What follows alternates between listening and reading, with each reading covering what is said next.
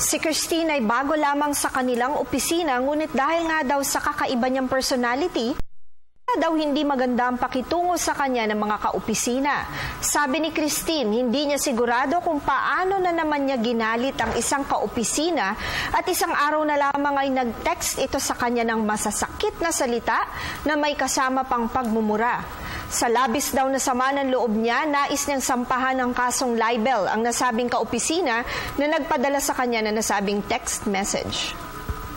Christine, sa aming opinyon, hindi maaaring maging libel ang ikaso sa taong nagpadala sa iyo ng text message na may masasakit na salita. Unang-una, ang libel ay isang krimen kung saan ayon sa Article 353 ng Revised Penal Code, may mga elemento na sumusunod.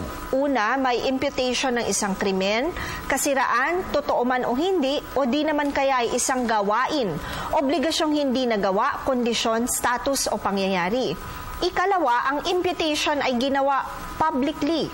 Ikatlo, ang imputation ay laban sa isang tao, juridical person o kumpanya, o di naman kaya ay taong namayapa na. At ikaapat, ang imputation na ito ay magdudulot ng sa isang tao.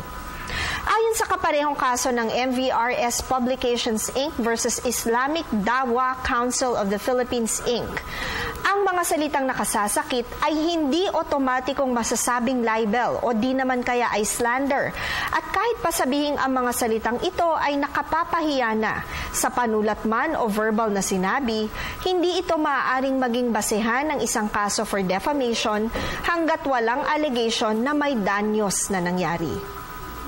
Tandaan, ang aming opinyon ay limitado lamang sa mga impormasyong inyong ibinigay sa amin at maaari itong mag-iba, depende pa sa karagdagang detalye. Malaya po kayong makakakonsulta sa inyong napiling abogado. Patuloy po kayong mag-email sa ptv4newscenter@gmail.com.